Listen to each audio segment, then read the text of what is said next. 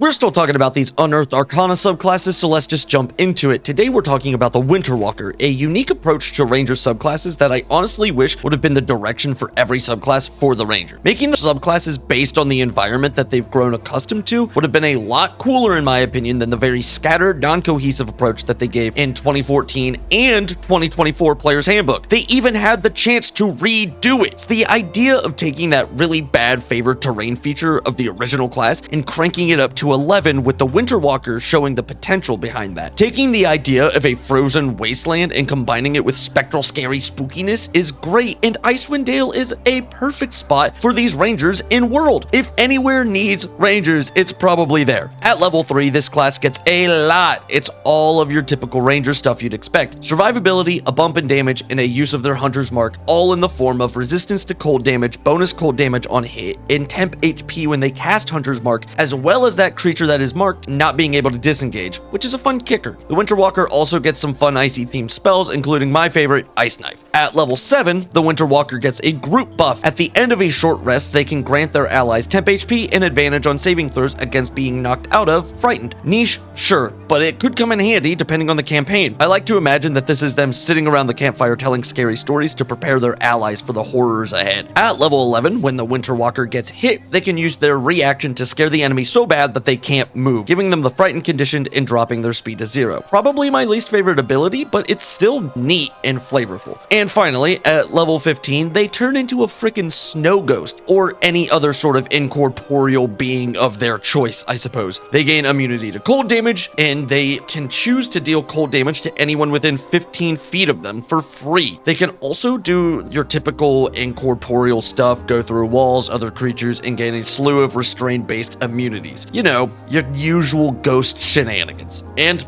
that's the Winter Walker. All in all, I want to see more Ranger subclasses based on their environment like this. Give me a Ranger that lived their whole life in the desert and has cool fire and sand-based features, or a pirate seafaring Ranger who gets cool wave crashing features. Oh wait, I made that one! Go check that out. I gave it a whole short.